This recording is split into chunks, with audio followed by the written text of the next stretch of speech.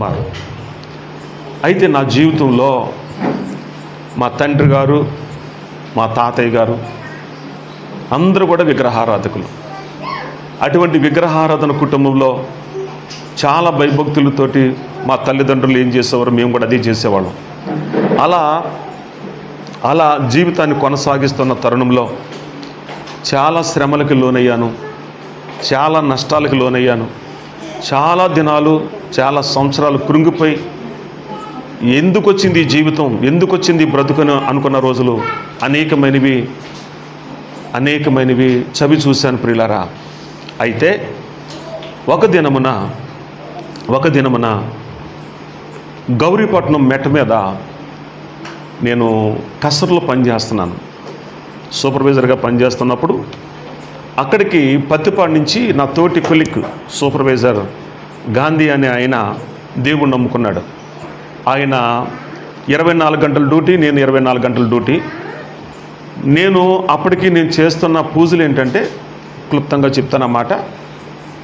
మారేడు చెట్టుకి, జమ్మి చెట్టుకి దీపారాధన చేసి ప్రదక్షిణాలు చేసి నేను జీవించుతుండేవాడిని. దేని కొరకంటే శాంతి, సమాధానం, తృప్తి, ఆనందం పొందుకోవడానికి. ఎవరు ఏది చెప్తే అది చేస్తూ నా జీవితాన్ని, నా కుటుంబాన్ని గడపడానికి ఇష్టపడి నడుచుకుంటూ ఉండేవాడిని. అటువంటి తరుణంలో నన్ను చూసిన సహోదరుడు నన్ను ఏ రీతిగా చూశాడంటే, పొద్దున్నే లేచి జనరేటర్ వేసుకొని స్నానం చేసి ఆ తడిబాట్లతో వెళ్ళి ఆ దీపారాధన ప్రదక్షిణాలు చేసి వస్తున్నప్పుడు నేను లేచినది మొదలు నేను మరలా వచ్చే వరకు కూడా మెలకుగా ఉండి చూశాడు. అతను చూసి, సత్యనారాయణ, నువ్వు చేస్తున్న భక్తి అయితే నాకు చాలా అసూయగా ఉంది. అదే భక్తి నన్ను రక్షించిన యేసుక్రీస్తుకి నువ్వు చేస్తే ఆ రక్షకుడు నిన్ను ఎంత రక్షించునో, ఎంత నిన్ను తృప్తిపరచునో అని ఆ సహోదరుడు నాతో చెప్పడం జరిగింది. నేను విగ్రహారాధనలో ఒక భక్తి కలిగిన వాడినేమో ఆయన మాటలు నేను లక్ష్య పెట్టని కారణంగా నేను చెప్పింది నువ్వు లక్ష్య పెట్టవని నాకు తెలుసు, అయినా నీ అంక చూసి చెప్పాలనిపిస్తుంది. నీ కొరకు నా యేసయ్య ఏం పడ్డాడు మళ్ళీ చెప్తా, జాగ్రత్తగా వినని సూటిగా, తేటగా, స్పష్టంగా, నీ కోసమే ఆయన గాయాలు పొందాడు, నీ కోసమే ఆయన రక్తం కార్చాడు, నీ కోసమే కలువరి సిలువలో చనిపోయాడు, నీ కోసమే తిరిగి లేచాడు. నువ్వు నీ జీవితాన్ని తిరిగి మరలా చిగురింప చేసుకోవాలంటే యేసు తప్ప నీకు మరొక మార్గం లేదు, నీకు మరొక ఎవరు లేరని చెప్పడం సూటిగా, చాలా స్పష్టంగా నొక్కి ఒక్క నుంచి చెప్పినప్పుడు అప్పటికి కూడా నా గుండెని ముండిగానే నేను మొద్దుబారిన వాడిగానే ఆ మాటని లక్ష్య పెట్టలా. ఆయన చెప్పేశాడు, ఆయన దారిని ఆయన వెళ్ళిపోయిన తర్వాత నిజంగా నా పరిస్థితి ఏంటంటే, ఎవరు విగ్రహారాధన లైన్లో ఎవరు ఏది చెప్తే అలా చేస్తూ, ఎన్ని అభిషేకాలంటే అన్ని రకాల అభిషేకాలు. శనాభిషేకం, సుబ్రహ్మణ్య స్వామి అభిషేకం, సోమవారం నాడు, మంగళవారం నాడు, బుధవారం నాడు తెలుసా మీకు? సోమవారం నాడు శివుడు, మంగళవారం నాడు సుబ్రహ్మణ్య స్వామి, బుధవారం నాడు అయ్యప్ప, లక్షవారం నాడు సాయిబాబా, శుక్రవారం నాడు దుర్గమ్మ, శనివారం నాడు సుబ్రహ్మణ్య స్వామి, వెంకటేశ్వర స్వామి, ఆదివారం నాడు సూర్య భగవానుడు. వీళ్ళందరూ కాక మారేడు చెట్టుకి, జమ్మి చెట్టుకి, ఇవి కాక తెల్ల జిల్లేడు వేరుతో తయారు చేసిన విఘ్నేశ్వరుడు బొమ్మను తెచ్చుకొని ప్రతిష్ఠించి తడిబట్టలతో ఆ విగ్రహాన్ని ప్రతిష్ఠించి తడిబట్టలతో ఆయన శ్లోకాలు చదివి బయటకు వచ్చే వ్యక్తిని నేను. ఆ రీతిగా నడుస్తున్న నేను ఈయన మాటలు ఆ ఉదయకాల సమయంలో మాట్లాడిన మాటలు, ఆ మాటల్ని ఆయన వెళ్ళిపోయిన తర్వాత స్మరణ చేశా. ఇన్ని రకాలుగా 33 సంవత్సరాలు సుమారుగా తండ్రి నడిచిన బాటలో నడుస్తూ కుటుంబానికి కానీ నా వ్యక్తిగత జీవితానికి కానీ ఇంత కూడా రుచి లేని జీవితాన్ని అనుభవించానే. ఒక్కసారి ఈ దేవుళ్ళందరితో పాటు ఈ దేవుడికి ఒక్కసారి ఆయన కొలుద్దామని నా మట్టుకు నేను విశ్వాసముతోటి, ఎప్పుడు ఆయన పొద్దున్న చెప్పి వెళ్ళిపోయాడు. ఆ రోజు మధ్యాహ్నం 3 గంటల సమయంలో ఆ మైదానంలో, ఆ ఓపెన్ ప్లేస్లో, సూర్యాస్తమయం సమయంలో 3 దాటుతుంది, 4:30 టైంలో ఒంటరిగా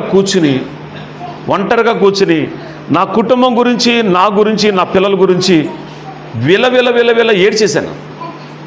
సాధారణంగా నాకు ఏడుపు రాదు, కానీ ఆయన చెప్పిన మాటలు నా కుటుంబానికి జరుగుతున్న పరిస్థితులు, పెళ్లి చేసుకున్నానే కానీ పట్టుమని ఏమి కూడా కొనలేని దౌర్భాగ్యమైన జీవితాన్ని అనుభవించేవాడిని.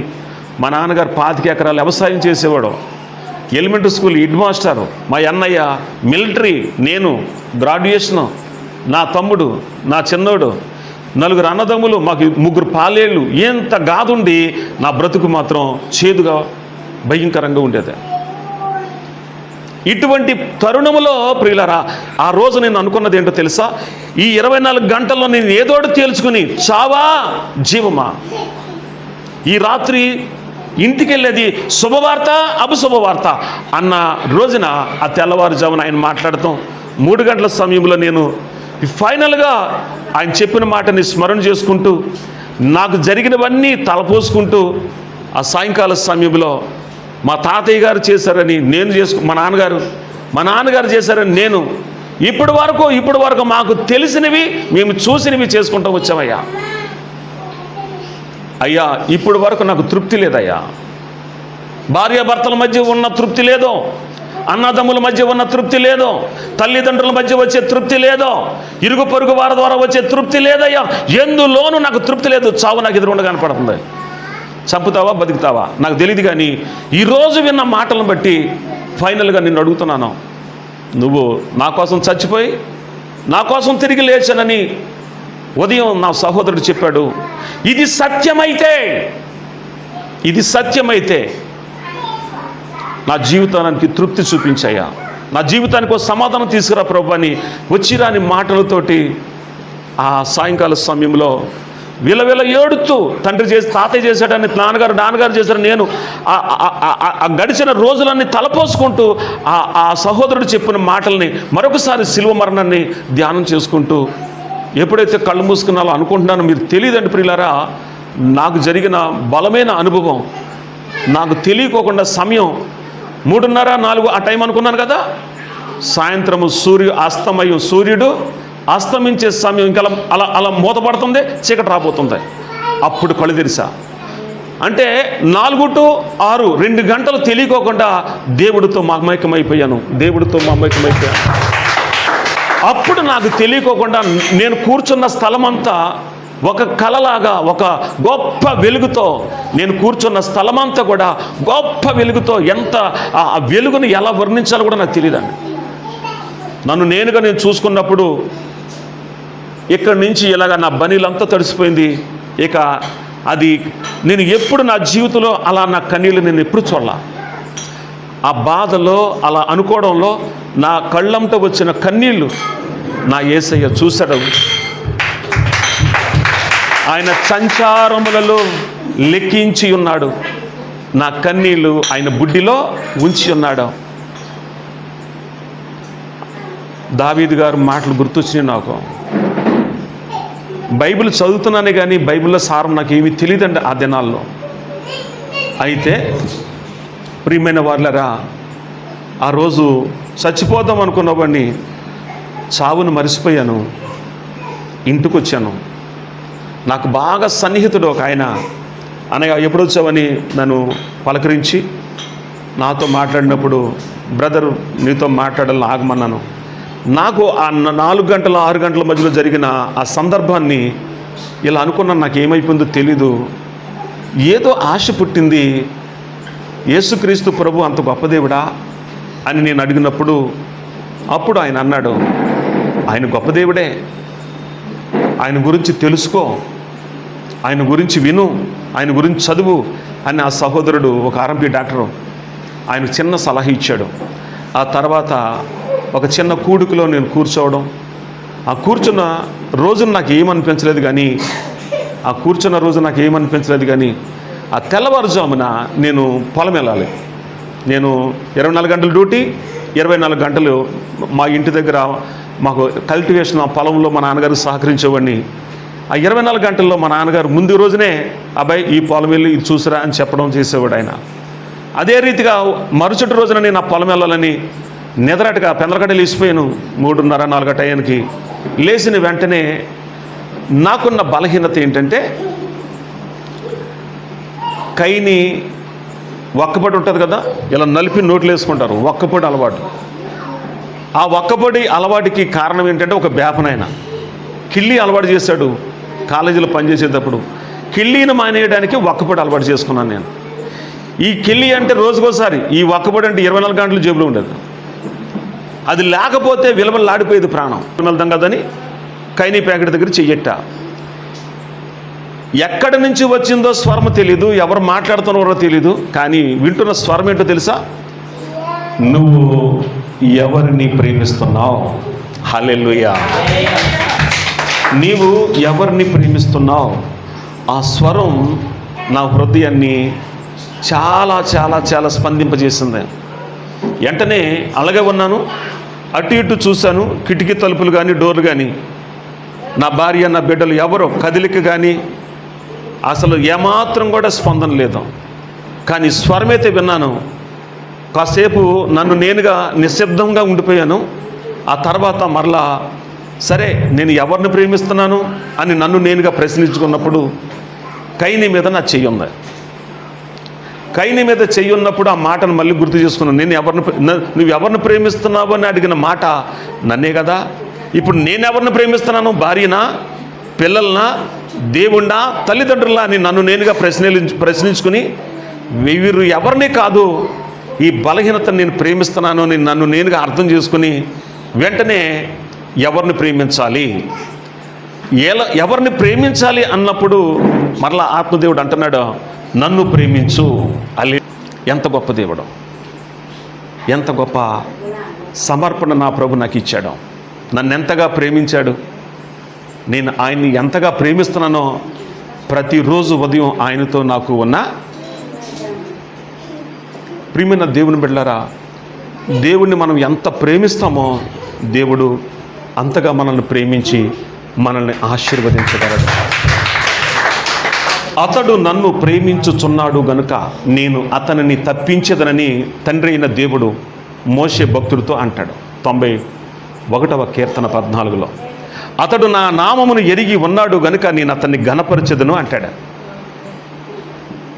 మీకు నా గురించి ఎంతవరకు తెలుసో మీకు తెలియదు, మీకు తెలుసో తెలీదో నాకు తెలియదు, కానీ నాతో ఉన్న జాన్ విక్టర్ గారు పాస్టర్ గారు, అలాగే షాలోం పాస్టర్ గారు, ఈ బిడ్డల పరిచయాల్లో వెంకటేశ్వరరావు మా బావగారు, అక్క, వీరికి తెలుసు. నేను 2005లో వీరి మధ్యలోనే వీరు అమ్మగారు, అలాగే జాన్ విక్టర్ గారు, థామస్ గారు, వీరి మధ్యలోనే ఈ ప్రాంతంలో కొయ్యేటిపాడు అనే ప్రాంతంలో నేను బాప్తీసం తీసుకున్నా. బాప్తీసం తీసుకున్న తర్వాత ప్రభువా, నేను నా భార్య ఉద్యోగాలు చేయడం ఏంటి, యజమానుడు కష్టపడితేనే భార్య అవన్నీ సక్కదిద్దాలి కదా అని కుటుంబ ప్రార్థన చేయడం మొదలెట్టాం. నువ్వు నన్ను ప్రేమించి గణపరుస్తానన్నావుగా, నా భార్య కూడా కూలి పనికి వెళ్తాం ఏంటి, మా మిస్సెస్ కాన్వెంట్లోకి, నేనేమో కాలేజీలోకి. ఇగో ఈ సేవకుల మధ్యలో తిరగడం రావడం, ప్రతి పగలేమో కాలేజీ, నైట్ ఏమో ప్రేయర్లకి. ఈ దైవ సేవకుల మధ్యలోనే నా ట్రైనింగ్ అంతా. ఇలా వెళుతూ వస్తూ అలాగే తర్ఫీదు అవుతూ, అలాగే ప్రభుని కనపరుచుకుంటూ 2005 సెప్టెంబర్ వచ్చేటప్పటికి తనకు పాలిటెక్నికల్ కాలేజీలో నా దేవుడు ఎయిడెడ్ కాలేజీలో జాబ్ ఇచ్చాడు. 35 మందిలో దేవుడు పక్షంగా నా సమర్పణ చెప్తున్నాను. జాబ్ ఇవ్వడం గొప్ప కాదు, జాబ్ ఇచ్చిన తర్వాత మా నాన్నగారికి నాకు కొన్ని వాదాలు వచ్చినాయి. భయంకరమైన పరిస్థితులు మా నాన్నగారు, ఎందుకంటే విగ్రహారాధన, నేనేమో ప్రభు నమ్ముకున్నా. మా ఇంటిలో నేనే మారా. నేను నా భార్య కొయ్యేటిపాడులో వీళ్ళ నానమ్మ గారు ఈ దైవజనులు ఎదుర్కొంటే బాప్తీసం తీసుకుని వెళ్ళాం కదా. ఇటు జాబ్ వచ్చింది కదా. ఈ జాబ్ వచ్చిన తర్వాత జాబ్ రాక్రితం ఈ దేవుళ్ళు దేవతలు అందరూ అయిపోయారా, ఇక జీవితం అంతా అయ్యాక నువ్వు స్థిరపడతావా, అది ఇదని బోల్డ్ రకాలుగా నిందించారు, అవమానపరిచారు, పలు విధాలుగా నన్ను అపహసించారు. పిల్లరా అయిన వాళ్ళే ఇక నా భార్య ఎదుట, నా మరదలు ఎదుట, పాలేళ్ళు ఎదుట కూడా నన్ను చాలా విధాలుగా నన్ను హింసించారు. పిల్లారా హింసించడం అంటే అపహాసం చేశారు. ఎంత అపహాసం అంటే ఆ మాటలకి నన్ను నేనుగా చాలా బాధపడిపోయాను. వాళ్ళ దగ్గర మనిషిగా ఉండేవాడిని. వాళ్ళు వెళ్ళిపోయిన తర్వాత 4 గోడల మధ్యలోకి వెళ్ళి ఏడ్చేవాడిని. వెళ్ళి ఎదుర్కొంటే ఇలాగేంటిరా బాబు, నవ్వులు పాలైపోతున్నాను. ఈ ఎవరికి చెప్పుకుంటే అంటే నన్ను ప్రేమించమన్నాడు కదా, ఆయన దగ్గరికి వెళ్ళి ఏడ్చేవాడిని. ఇలాగ ఏడ్చిన రాత్రులు కోకొలలండి. ఒకరోజు ఒక రాత్రి కాదు, కొన్ని రాత్రులు ఏడుతూ కూర్చున్నాను. ఇలా రోజులు గడుస్తూ ఉన్నాయి. మా నాన్నగారు అన్నారు, ఇవన్నీ అయిపోయా ఇక ఈ దేవుడు వచ్చాడు అన్నాడు. అవునానా, మీ వల్ల కానీ అమ్మ వల్ల కానీ ఎవరి వల్ల నేను విడవలేనిది ఒక బలహీనత. నేను చెప్పే వరకు కూడా మీకు తెలియదు అది, కానీ నా దేవుడు నన్ను ఎరిగి ఆ బలహీనతను విడిపించాడు. బలహీనత నుంచి విడిపించిన నా దేవుడు నన్ను బలపరుస్తాడు. ఖచ్చితంగా నా కుటుంబాన్ని పోషించుకునే చక్కటి ఉద్యోగాన్ని ఆయన ఇవ్వగలడని చాలా రూఢీగా చెప్పేవాడిని, చాలా నమ్మకంగా చెప్పేవాడిని. అలా చెప్తే సరే ఏదో చెయ్యి, ఏదో ఏడు అనే తప్ప మంచి మాట రాలా. అయినను విశ్వాసంతో ప్రభు పాదాలు అడ్డుకుని సేవకుల మధ్యలో, విశ్వాసుల మధ్యలో అలాగే గడుపుతూ ఉండేవాడిని. ప్రభువా, నన్ను బలహీనపరచొద్దు, నన్ను సిగ్గుపరచొద్దు. ఎన్నోసార్లు ఎన్నో రాత్రులు ఏడుతూ ఉంటే ఆయనతో అన్న మాట ఏంటో తెలుసా? నాన్నగారు, నా దేవుడు ఖచ్చితంగా జాబ్ ఇచ్చిన రోజున నేను మీకు సన్మానం చేసి మీ ఎదుట నేను మిమ్మల్ని సన్మానం చేసి నేను ఎవరి ద్వారా ఏ రీతికి అయితే రక్షించబడ్డానో వారిని ఎదుట నేను సాక్ష్యం పంచుకుంటూ దేవుని యొక్క ప్రేమను నేను ప్రకటిస్తాను ఇదే గ్రామంలో అన్నాను. ఎప్పుడో తెలుసా? 2005లో అన్న దాని ప్రకారంగా జాబ్ వచ్చింది. జాబ్ వచ్చిన తర్వాత మొదటి జీతం పట్టుకెళ్ళి దాని జీతం కొంత కలిపి 2006లో గుండెపల్లిలో మీటింగ్, 2007లో మీటింగ్, 2009 ఆ 9కి వచ్చేటప్పటికి దేవుడు సేవ నిమిత్తమై గద్దింపు. అప్పటికి రెండోసారి కాదు, మూడోసారి గద్దింపు. 2004లో ఆయన ఒక బలమైన దర్శనం, యేస్కేలు గ్రంథం 47వ అధ్యాయం. ఆ తర్వాత ప్రియులారా 2009కి వచ్చేటప్పటికి ఆయన మరలా సేమ్ దర్శనం ఇచ్చి ఒకే ఒక మాట అనడం, నా పని చెయ్యకపోతే నువ్వు చస్తావు. హల్లెలూయా. 2009కి పరిపూర్ణంగా సరెండర్ అయిపోయాను. ఇప్పుడు వరకు నడిపించినోడు ఇక మీదట కూడా నువ్వు నడిపిస్తావు అని తణుకు నుంచి అన్నీ సర్దుకుని నలజర్లు వెళ్ళిపోయాం. వెళ్ళిన తర్వాత కుటుంబ పరంగా మా ఇరువర్గ బంధువుల ద్వారా చాలా వేదన శోధన భరించాం. సేవలోకి వచ్చాక ఇంకా కొన్ని సమస్యలు పెరిగినాయి. ఈ సేవలోకి వచ్చిన సమస్యల్లో శారీరకంగా శోధించబడ్డాను, ఆర్థిక పరంగా శోధించబడ్డాను. నా ప్రియమైన దేవుని బిడ్డలారా, కానీ ఆత్మీయంగా ఎక్కడ కూడా నేను బలహీనుని కాలా. ఆత్మీయంగా నా దేవుడు నన్ను బలపరుస్తూనే ఉన్నాడు. శారీరకంగా ఆర్థికంగా నలిగిపోవడం అనేది ఎప్పుడైతే సేవకొచ్చిన నాటి నుంచి ఇప్పటికీ నన్ను వేధిస్తూనే ఉన్నాయి, శోధిస్తూనే ఉన్నాయి. కానీ నా దేవుడు ఎక్కడ నన్ను సిగ్గుపడినవాడల్లా. ఎందుకు చెప్పనా? నన్ను ప్రేమించిన దేవుడు, నేను ఆయన్ని ప్రేమిస్తున్నాను కనుక ఒక 2 ఇన్సిడెంట్లు చెప్పి నేను ముగిస్తా. 3 డేస్లో మొత్తం తేడా వచ్చేసింది. నడుస్తుంటే బాధ, ఎంత నరకం అంటే చెప్పలేనంత బాధ, చెప్పలేనంత వేదన. రాత్రులు నిద్రపట్టేది కాదు, పగలు నిద్రపట్టేది కాదు, విపరీతమైన బాధ. నాకుండేది కాదు, మీ పాస్టర్ గారికి ఉండేది కాదు. ఆవిడ కాసేపేమో ఐస్ క్యాట్లతో, కాసేపేమో వేడి నీళ్ళు, ఏదో బాధ తట్టుకోలేక నేనుంటే నా బాధ తట్టుకోలేక ఆమె ఏదో చేస్తూ ఉంటుంది. ఎన్ని చేసినా ఇది మాత్రం విపరీతమైన బాధ. రాత్రుల్లో నిద్ర ఉండేది కాదు, పగలు నిద్ర ఉండేది కాదు. మొత్తం మీద అది మేము ఎక్కడో చూపించాలి, ఏది చూపించిన ఆఖరికి బీపీ డౌన్ అయిపోయి కోమలోకి వెళ్ళిపోయాను. ఇంటికాడికి తీసుకెళ్ళే లోపల నేనేమయ్యా నాకు తెలియదు. హాస్పిటల్కి వచ్చి పడ్డాక వీళ్ళు ఇంజక్షన్లు చేశారో తెలీదు. కళ్ళు తెరిచాను. కళ్ళు తెరిచిన తర్వాత వాళ్ళు అన్నారు, ఇక్కడైతే పనికిరాదు, రాజమండ్రి సూర్య హాస్పిటల్కి వెళ్ళిపోండి అన్నారు. రాజమండ్రి సూర్య హాస్పిటల్. మళ్ళీ ఈ లోపల షుగర్ ఒకటి, ఇవన్నీ ఒకదాని షుగర్ ఒకటి, బీపీ ఒకటి, ఇవన్నీ యాడ్ అయిపోయినాయిగా. మరి ఏంటో మనకు తెలియదు. కానీ వాళ్ళు చెప్పిన మాటలను బట్టి మనిషి ఎలాగొన్నానంటే అస్సలు ఇద్దరు పట్టుకుని నడిపిస్తమే తప్ప నేను నడవలేని స్థితిలో నేను బలహీనుని అయిపోయాను. సూర్య హాస్పిటల్లో జాయిన్ చేశారు. షుగరు డౌన్ అవుతుంది కానీ సర్జరీ చేయడానికి వీలు పడవు. అలాగా షుగరు బీపీని నార్మల్లో తీసుకొచ్చి సర్జరీ పెడితే 1.5 లీటర్ ఇన్ఫెక్షన్ బయటకు వచ్చింది ఈ సట్లోంచి. అంత జాగ్రత్తగా డ్రెస్సింగ్ చేసేవాడు ఆయన. ఇంచుమించుగా డబ్బులు పోయినా శారీరకంగా ఎంత బాధపడ్డానంటే అంత కాదు. అయినను నా దేవుడు నా పక్షంగా ఉన్నాడు. అప్పుడే చచ్చిపోవాలి, ఆ విషయంలోనే చనిపోవాలి. ఓసారి సెకండ్ టైం అది 2018. 2019లో మరొక బలమైన బలహీనత ఏంటంటే, చూస్తూ ఉండగానే కొంత నా నిర్లక్ష్యమో లేదా దేవుని చిత్తమో నాకు తెలియదు, కానీ ఏం జరిగిందంటే 3 ఆరాధనలు చూసుకుని ఇంటికొచ్చి భోజనం చేసి అలా జారబడ్డ.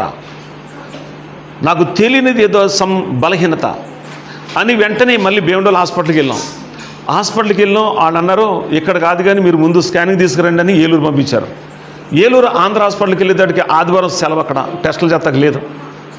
దాహము ఆగక 2 కొబ్బరి బొండాలు తాగేశా. ఈ కొబ్బరి బొండాల వల్ల ఇంకా తేడా వచ్చిందేమో నాకు తెలియదు, అది కారణమని. హాస్పిటల్కి వెళ్ళి రిటర్న్ వచ్చేటప్పటికి ఇంకా విపరీతమైన దాహం పుట్టేసింది. ఆ రాత్రి ఇంటికి వచ్చేసాం. మొత్తం మీద ఎక్కడికి వెళ్తానికి అవకాశం లేక వాళ్ళు గ్యాస్ అని ఏయో బిల్లు ఇచ్చారు, గ్యాస్ అని లేదా సంథింగ్ వేరేదో అనుకుని ఇంకో ఇంజక్షన్ చేశారు, ఏదో చేశారు. అక్కడ ఏది చేసినా నాకైతే ఉపశమనం కలగల.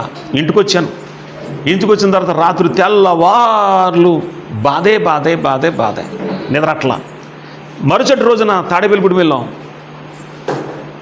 వినయ్ గారి దగ్గర చూపించాం. వినయ్ గారు అన్నాడు, పాస్టర్ గారు బాధపడకండి, ఈ సమ్మర్ కదా, మే నెల ఇంతకే ఇది సమ్మర్ కదా, ఏమైనా పచ్చళ్ళు తిన్నారా, అందుకే ఈ నొప్పి వస్తుందేమో, అందుకే ఈ బాధ వస్తుందేమో, అందుకే మీరు కంగారు పడకండి అన్నాడు. టెస్టులు వచ్చిన తర్వాత 10.5 ఉంది. ఇప్పుడు వేడి చేస్తే వచ్చిందా చూడండి. వితిన్ 3 డేస్లో పరిస్థితి ఎలా మారిపోయిందో చూడండి. ఆదివారం నాడు 3 ఆరాధనలు చేసి వచ్చాను. ఈ సోమవారం ఊరుకోలే, మంగళవారం ఊరుకోలే, బుధవారం కాడికి వచ్చేటడికి క్రియేటిన్ 10.5కి వెళ్ళిపోయింది. ఎక్కడన్నా వైద్యం చేయకుండా ఆగమా, వైద్యం చూపించమే. చూడండి శరీరానికి ఎంత ముల్లెట్టాడు దేవుడు.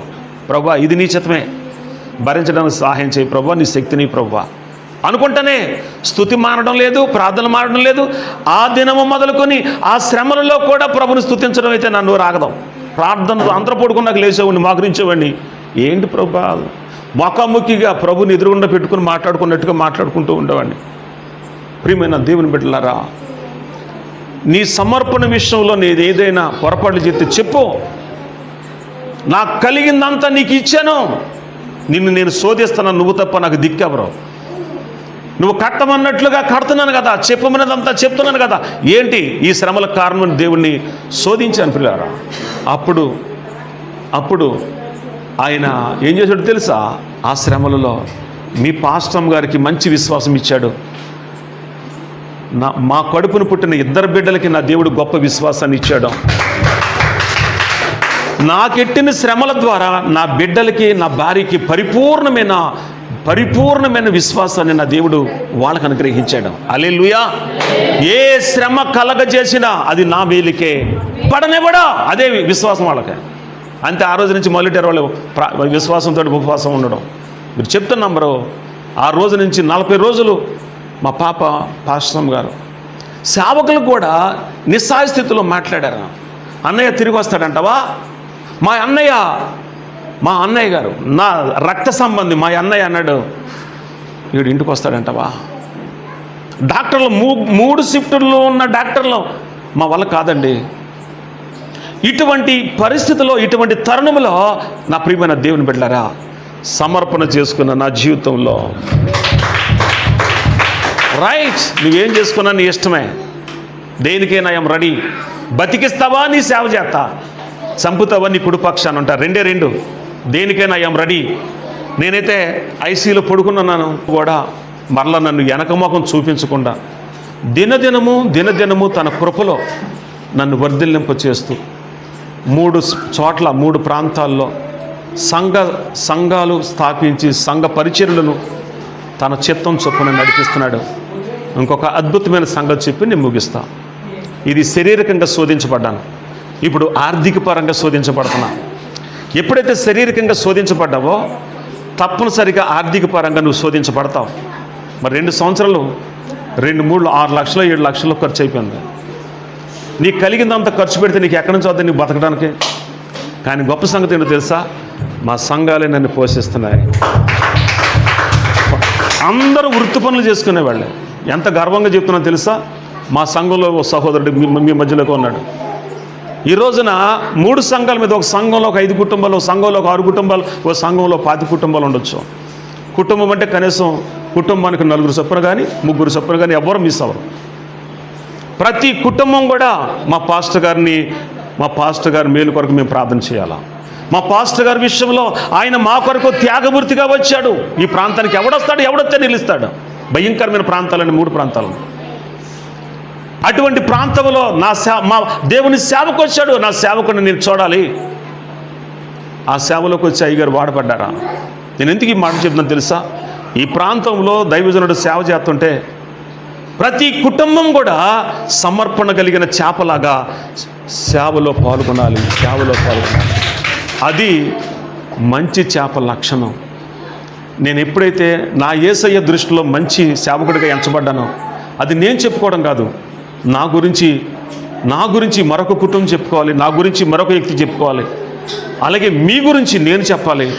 ఇలాగా మా పరిచర్యలో, మేము ఉండే ప్రాంతాల్లో, మా ఉండే సేవాసాల్లో దేవుడిని మేము ఘనపరుస్తున్నాం. ఆ వలలో పడ్డ మంచి చేప స్వరం విన్న వెంటనే నేను నా యేసయ్యకి ఉపయోగపడాలి అనుకుని ప్రతి విశ్వాసి, ప్రతి సేవకుడు కూడా ఈ అంత్య దినాలలో, యేసయ్య రాకడ దినాలలో ప్రతి ఒక్కరూ అలా సమర్పణతో మనం ఉన్నప్పుడు యేసయ్య రాజ్యాన్ని నువ్వు నేను కడతాం. యేసయ్య రాజ్యంలో నీతిమంతులుగా స్థిరస్థాయిగా మిగిలిపోతాం.